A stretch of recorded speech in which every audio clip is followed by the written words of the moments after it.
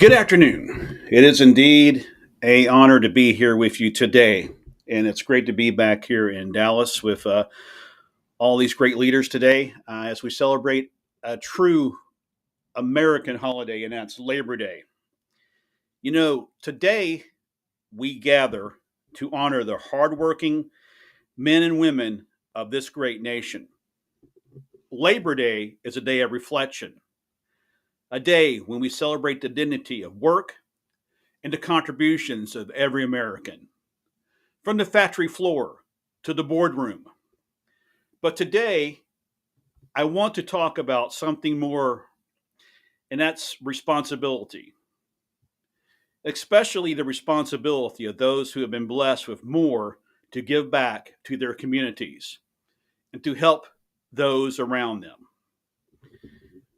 We all know that a strong community is the backbone of a strong country. And as your president, I believe it's time for those who have had the most to do, the most for the most success, and most to do for their communities. It's time for them to give back. That's why I'm introducing a tax plan that asks the wealthiest among us to contribute more, not just in dollars, but in deeds. This plan is about fairness. It's about recognizing that when our communities thrive, we all thrive. And it's about ensuring that those who have benefited the most from opportunities in our country have a chance to give back, to reinvest in the places that made their success possible. But it's not just taxes I'm talking about, it's about taking action.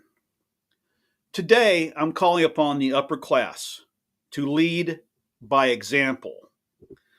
Let's make community service a cornerstone of our lives.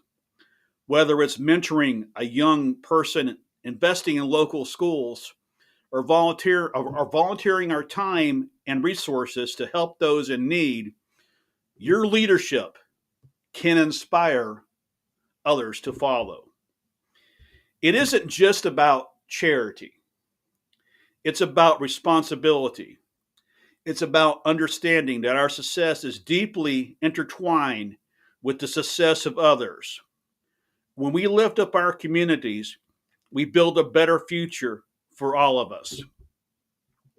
You know, here in Dallas, we see the power of community every day, from the small businesses that drive our economy to the civic leaders who fight for a better tomorrow.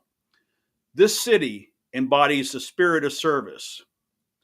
I want to see that spirit spread across the nation. And when I call upon, and when I say that for those who have been successful, that's great. That's the American dream. You have achieved that dream. But what I'm calling upon is for those who have been successful to give back to your community. Think about it. You worked hard and you have made these successful companies. You must not lose sight. You must not lose sight of where you came from. Oftentimes, I believe that when we attain success, we forget about our roots. Not every time, but sometimes we forget about our roots. We forget about where we came from. All we think about is the success sometimes that we are enjoying. We forget that success was rooted in our communities.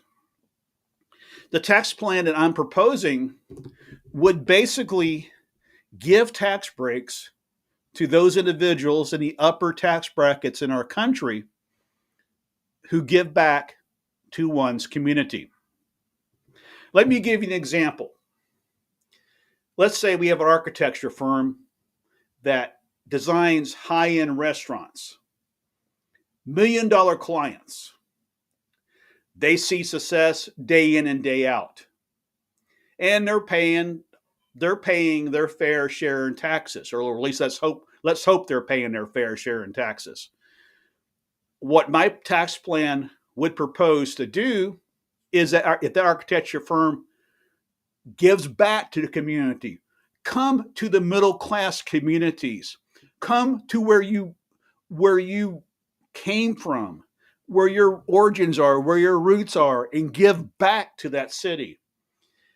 Think about designing a restaurant for an up and coming business, not $1 million business, but an up and coming business. Just think if you are an ad agency. Don't think about the $1 million clients. Think about that up and rising a company in your hometown that is struggling to get established. I believe by doing this, not only will you give back to the community that allowed you to succeed, but you also get that tax break. Now let me say, for under my tax plan, for those who don't partake in the program, you will be taxed at the highest tax rate. It is time for the middle class to stop spending, or not stop spending, but to stop paying for the upper class. That time has come to an end. So today on this Labor Day, let us commit to working together across all lines, from the wealthiest to the working class. It shouldn't matter if you make $1 million a year. It shouldn't matter if you make $31,000 a year. It shouldn't make any difference. But together, we can build stronger communities. Let's ensure that every child has a chance, every worker has an opportunity, and every community has the resources to thrive. Together, we can create a nation where success is not just about personal gain, but about collective good, where the fruits of our labor benefit not just ourselves, but everyone around us. And just think about that. Think about how much good it would be to give back to your community. And I personally believe that it's more than Instagram posts. It's more than social media posts. Look what I did. There's got to be a sense of well-being, a sense of giving back to the communities. And it should be more than tax breaks. It should be more than social media posts. It should be a true belief that I believe in the community of where I came from. And on this Labor Day, we're just I say a few short days. We're inside about 69 days left before the general election. And there's a lot at stake in our nation, a lot at stake. And we've talked about the issues for several years now. We all know where I stand, what I believe in. And I believe that everybody has a chance. I believe in working together. I believe in bipartisanship. Just this weekend, just actually Friday night, went to see that new movie, Reagan, Dennis Quaid playing President Reagan. And there's a scene out of that movie where when President Reagan was in office, the Speaker of the House was Tip O'Neill. There's a scene in the movie where President Reagan, Tip O'Neill, that the story goes that they actually could disagree all day long. They went at it all day. They were on separate sides of the aisle on a lot of issues. But come 5 o'clock, these are two Irishmen. They got together and they raised a glass and they spent time together. That's the America that we need to go back to. Just because we disagree on issues doesn't mean we hate each other. It doesn't mean we hate each other. We disagree on issues. I believe in bipartisanship. I believe in working across the aisle. And I believe if we do this, if we work together, there is nothing beyond our capacity that this country can accomplish. Nothing at all.